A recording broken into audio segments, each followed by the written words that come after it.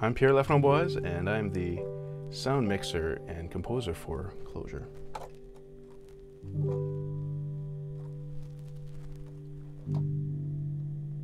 Let's do it again. I don't know if I like it. Okay, let's do one Really? more. Jesus Christ. As a composer, you want to find the feeling. Like, it doesn't really matter what you're playing, and it's the feeling that you want to hit. And with this one here, I never ever compose in jazz.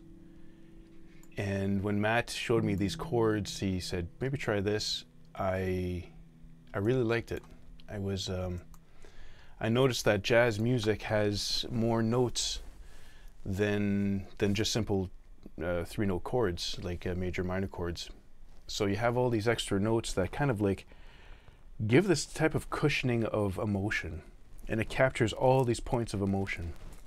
And and in that sense too, you have more notes in jazz chords, like 5 notes, 6 notes. And I love how they're in harmony because it kind of reflects the crew that we worked with. And I think that's why it fits so well as well, because like, well, just look at this. Any moment in the film,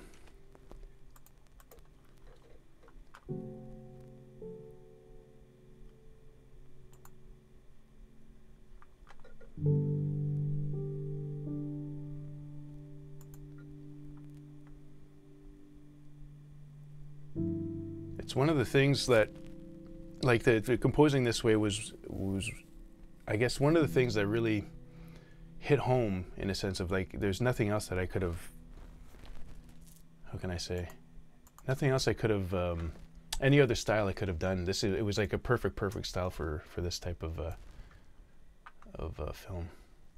Anyways, yeah, and it reflects the crew. Like, there's something together, this family, there's homeliness, these 2 days that we shot together, and the rest of the crew, like how we were together. We're like a family.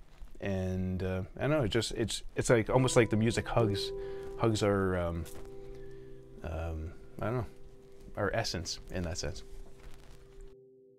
Closure is that thing that it's like at the end of a relationship, you want to, well, you don't want to, but it's nice to wish people well. I've always said with with relationships, the coming into a relationship, that initial ceremony of embracing someone should be just as important as the ceremony of leaving somebody. And I think closure is that final ceremony that you have in passing.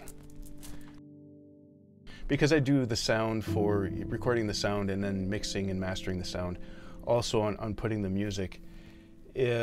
I'll talk about like what I was afraid of is overlapping too much music with the emotion, because with the closure, with them experiencing themselves, I didn't want to disturb their interaction. I didn't want to disturb us being with them. And when you put music into something it's an extra emotion that you're adding that you may not be having while you're experiencing the two of them acting together. So it was like there's only a few spots that you could add music, and that's when I approach these projects. I want to make sure that the wholeness of the film is an experience, and not just here's awesome music in that sense. I just want to accompany what's there, but not overdo it in that sense. Like, it's like adding carrots to your meal of like a steak. You don't want to put too many carrots, but a little bit of carrots, just a little bit, a little sauce and stuff, a nice pepper sauce or whatever. So like the amount of time too, even though there was good sound was recorded, the amount of time to make sure that when you're listening to it, nothing's irritating, you don't want to hear anything that's like, I guess that's taking you away from again what we're seeing and what we're feeling while we're with the actors. So main point of any film, I think, is that it's like keep keep that emotion going, keep that captivity going. Like you're captive in the moments of what we got, and we don't want to hear the hallway. So I have to take away some hallway stuff. I have to take away the fridge in the kitchen. I have to, yeah, you isolate until it's just the experience, but you don't want to isolate. So it's, you know, some room sound, some. You're keeping these things more further back, and then you have these pearls of experience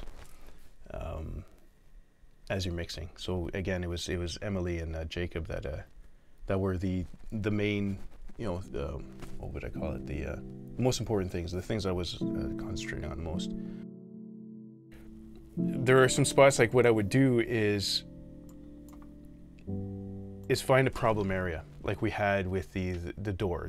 There's a part where she lets go of the door handle, and let's see if we can find that here. She lets go of the door handle, and it's loud. Like some sounds pierce right through the microphone. It's coming in, and then she lets go of that door. Now, basically, if you listen to it, I'll turn this up a bit. Actually, I'll do this, which will be really loud. Okay.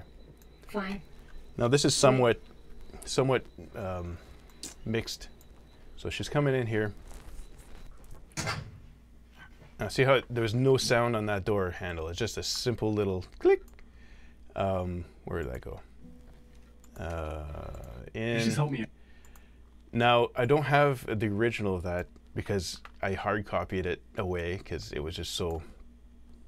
Let's just see if I.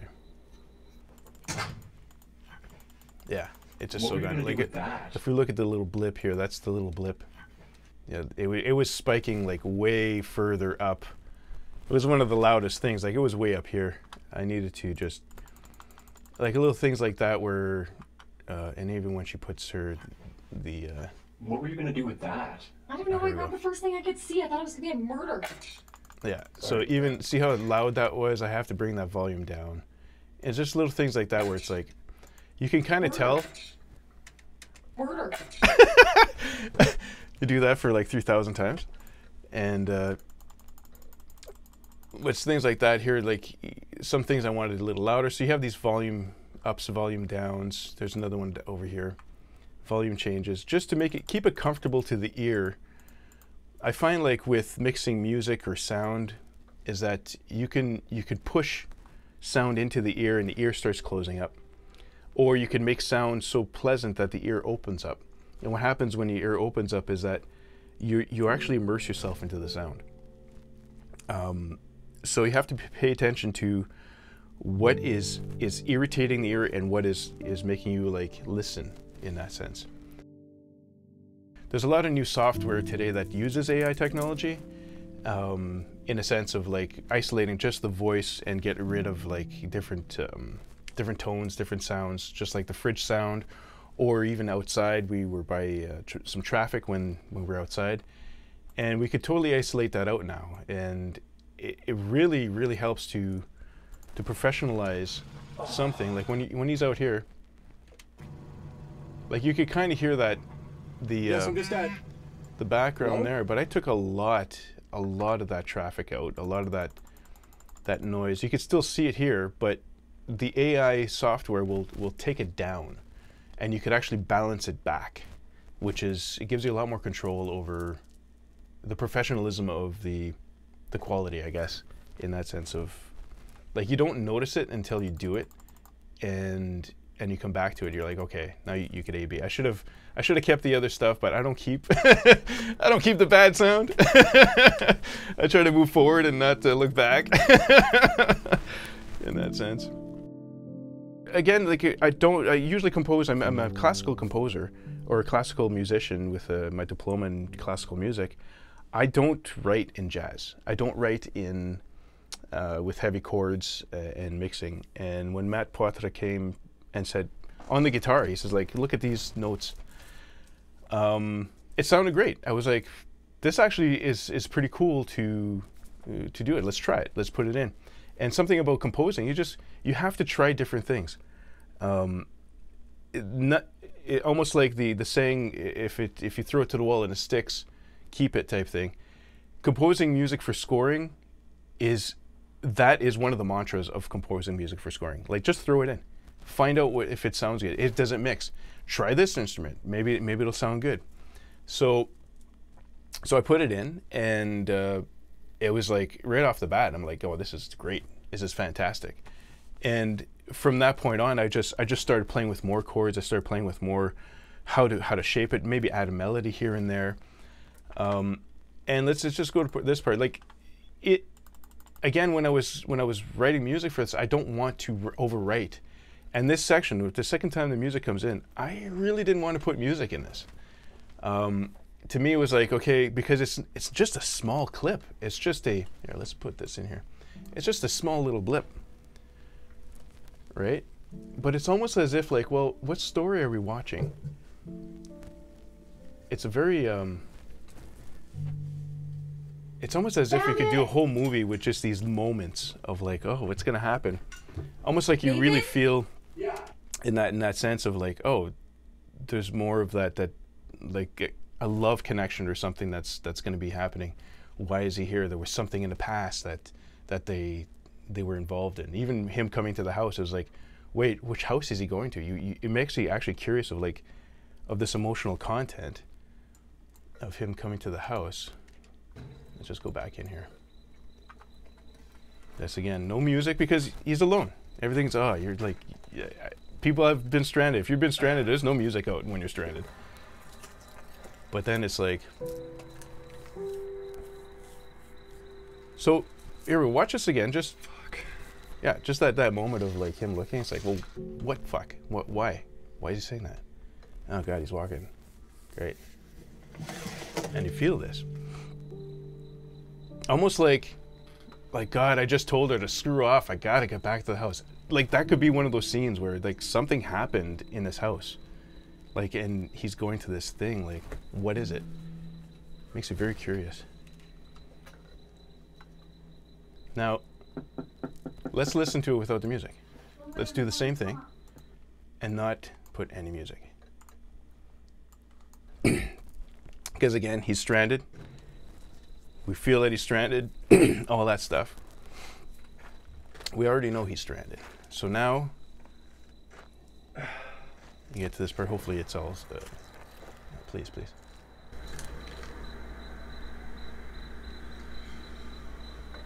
Fuck.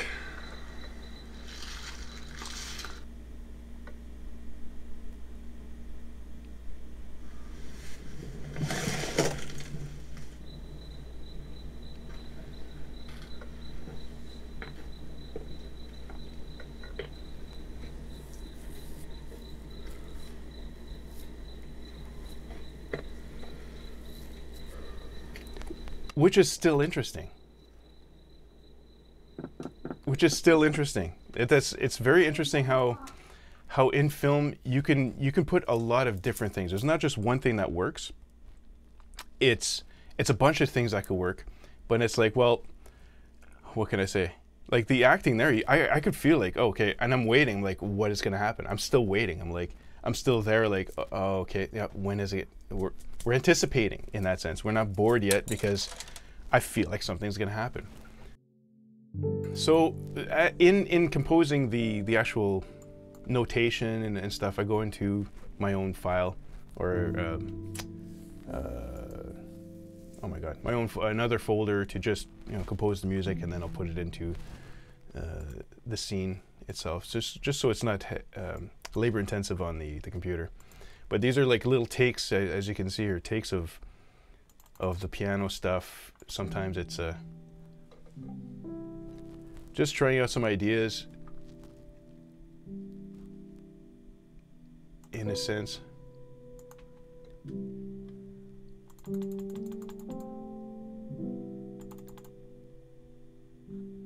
Yeah, and it's again, it's like I'm throwing this one at the wall, I'm trying it inside the imagery, but it's like not quite.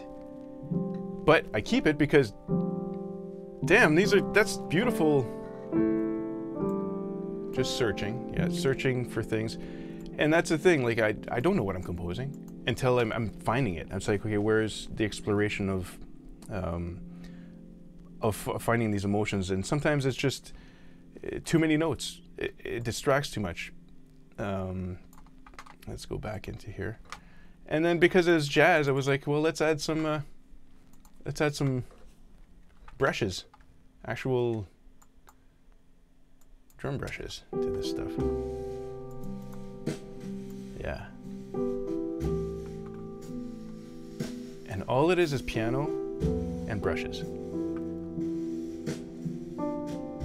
And it's full enough, like, and it's not too much.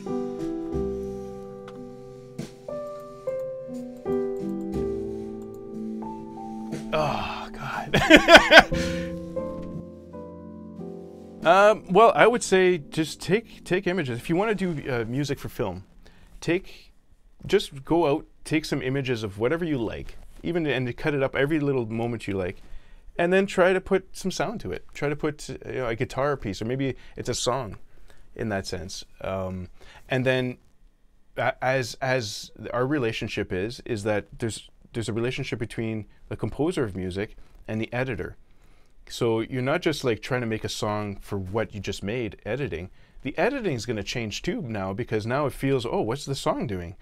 And there's a marriage of what the editor and the music is doing, in that sense. What I'm seeing and how I'm seeing it with the music itself.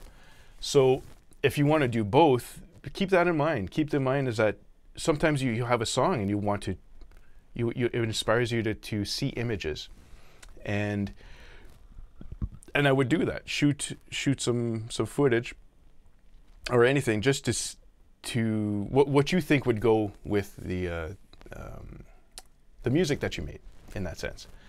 And you'll see the feeling or the extra feeling that you have just by seeing something and hearing something, and that marriage creates a new feeling, even though like separate they're different, but together it's just something else. Let's just put it this way, like it could be a scary movie. You're just in the house alone, and then you put this music in the video that you took of yourself, just like just like, what was that? And then you hear this music. Like, see, you can create these things. Now the other thing too is that it's not just one piece of music or one piece of like soundtrack that can accompany a visual. There's hundreds of different types of music that you could put on there. Don't think it's like it has to be, you have to be a professional as well. It could be very simple. It could be different things. Like music itself, for some reason, music itself just automatically evokes emotion. So any type of music can go, but it depends on what kind of emotion you want for that scene. I could put like a clown thing and be like, oh, what is going to be now? In that sense, it feels like, oh, we're going to go in a direction. So it depends where the movie's going, like endly. But when I put music to film, okay,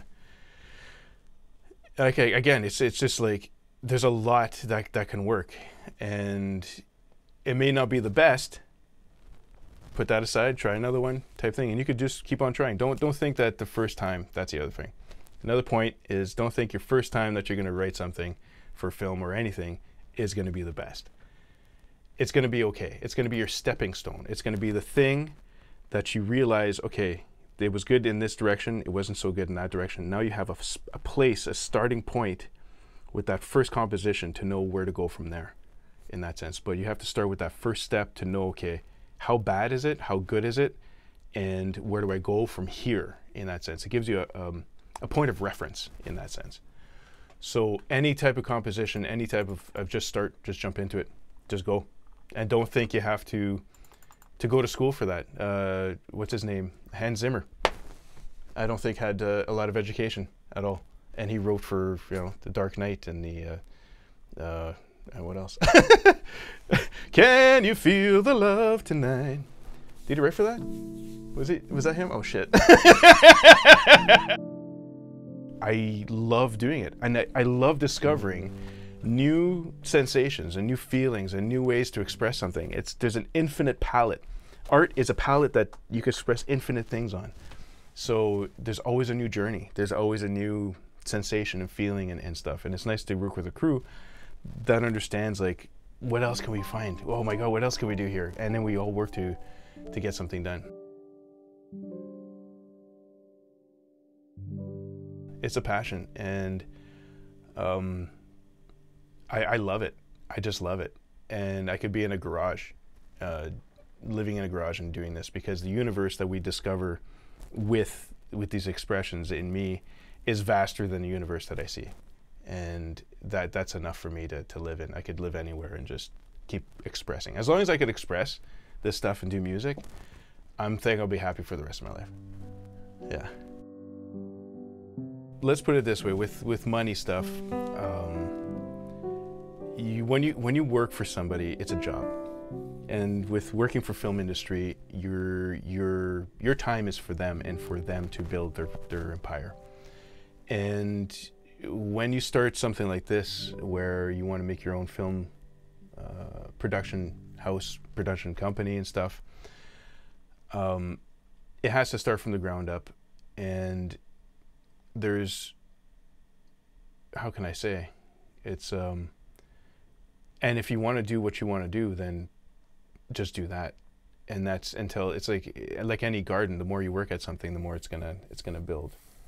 So and secondly, the freedom of not working for somebody. You're being paid to do a job.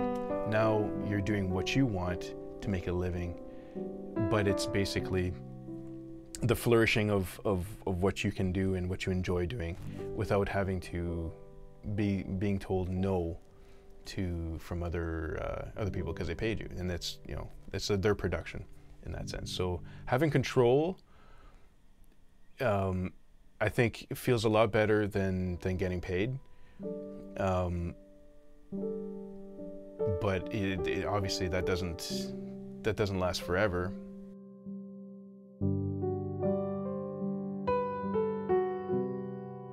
Yeah, I do it for the heart of it. I do it for the heart of it, and like I said, like it's nice to not being told no, because I'm quenching what I want out of this. And the more you do what you want, the more it develops, and the more we do what we want, the more it develops, and it can't not get better and better.